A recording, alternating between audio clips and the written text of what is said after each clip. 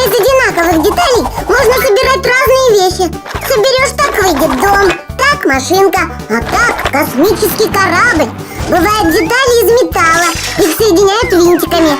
Пластиковые детали друг к другу прищелкиваются. В некоторых конструкторах детали склеивают. А еще есть магнитные конструкторы. Приложил две детали, они раз и сами сцепились. А кто такие фиксики? Большой-большой секрет. Внимание! Марш!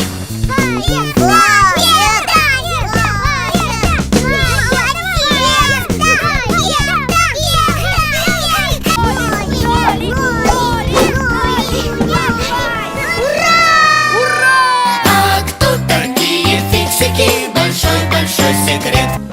Ну вот, мы что заняты. Для тебя найдем.